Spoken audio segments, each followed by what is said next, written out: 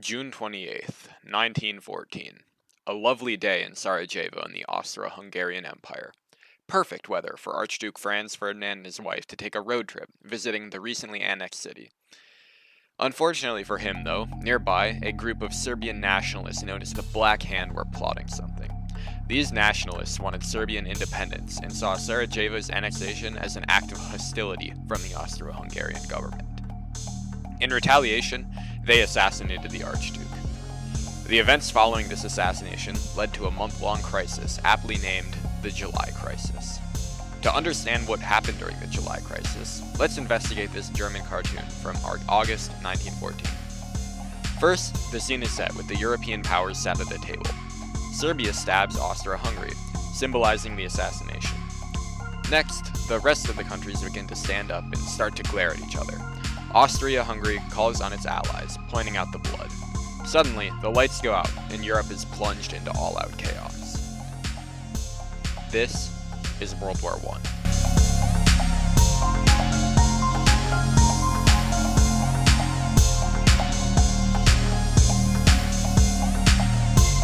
But what?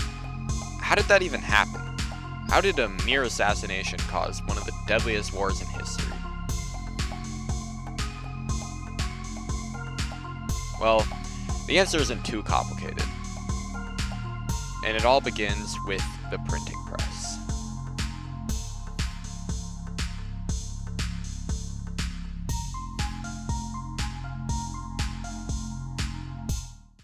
In 1436, Johannes Gutenberg invented the printing press. Well, technically, printing had been a thing for the past 1,000 years, but Gutenberg made printing en masse feasible for the first time. He did this by creating new metal alloys to be used for movable type and new mixes of ink that adhered to paper better. With these innovations, the total amount of pages that could be copied in a day increased from 40 to 3,600. With this massive increase in the number of pages able to be printed comes massive social ramifications. Let's take a look. The first thing that's easy to notice is the increase in the output of printed books over the next few centuries. It does make sense that an increase in printing capacity means more printed literature. This period is known as the Age of Enlightenment. The most interesting part about the Age of Enlightenment, though, isn't the number of books that are making the rounds, but the types of books and ideas that start to spread thanks to the printing press. Books that increase our scientific knowledge, like the Encyclopedia and Isaac Newton's Principles of Mathematics. Academic journals that allow people to collaborate and reflect on new findings. Philosophical theories about what the government should do. And what it shouldn't do. The birth of capitalism. Now, something really interesting happens when you start to mix capitalistic ideas with the printing press, a phenomenon that is deeply delved into in Benedict Anderson's essay, Imagined Communities, known as print capitalism. While Imagined Communities is an incredible argument, one which provided a massive inspiration for this video essay, I'll have to briefly summarize his points on print capitalism for the sake of time. While books were originally printed in Latin, which had the largest literate market, as printing progressed, that market became saturated. This opened new opportunities for printing in vernacular languages, like French or English, instead of Latin, which had much larger, untapped markets. As Latin declined in popularity, old strongholds of scholarship began to crumble and fragmentize into new territories based on vernacular. These new territories created the potential for a community, an imagined community, as Benedict puts it, setting the stage for the modern nation. The very nations that would soon be fighting in World War I.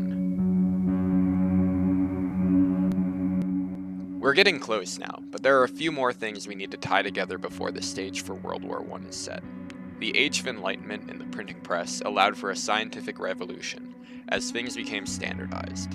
Scientific concepts began to be applied in machines, which allowed for increased production. You might even say that the printing press itself was the very first industrial machine created, standardized, and manufactured for large-scale production. The Industrial Revolution, combined with our favorite recently discovered economic system of capitalism, created a side effect, however. A new wave of imperialism. Economic historian J.A. Hobson argues that the greedy imperialism of the late 19th and early 20th centuries, the scramble for colonies, and destruction of native peoples can mainly be attributed to those in power seeking increased economic opportunities in foreign markets, where they would face less competition, use slave labor or low-wage workers, and find many raw materials. This new type of imperialism had two significant consequences that started the build-up towards World War I. First, imperial powers formed complex webs of alliances to protect their colonial interests. Unfortunately, this also meant one small skirmish would bring all of Europe to war. Second, imperial powers raced to develop their armaments to deter others from attacking, meaning that if a war did happen, it would be incredibly deadly. In the meantime, the printing press, while now further developed into the industrial era rotary press, was still printing off books and stories.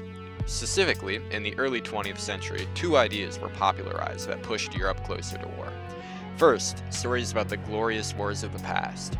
People weren't exactly opposed to fighting. In fact, many dreamed of being seen alongside the heroic generals of the Napoleonic Wars. Another idea that was being spread at the time was the concept of social Darwinism.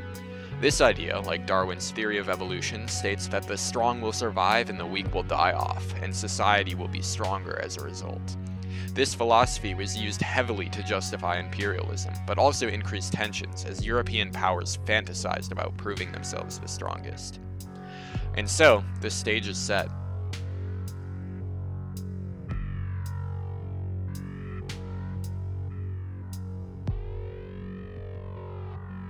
A complex network of alliances threatens to drag the whole continent into any conflict. Military technology is advanced enough to cause the bloodiest conflict in history. Imperial powers are eager to fight and win more land. Strong national ties generated by print capitalism unite people. Stories of the glory of battle sway the public opinion, and everybody wants to prove that they are the strongest. Europe is a powder keg, waiting to blow, and all it needed was a spark.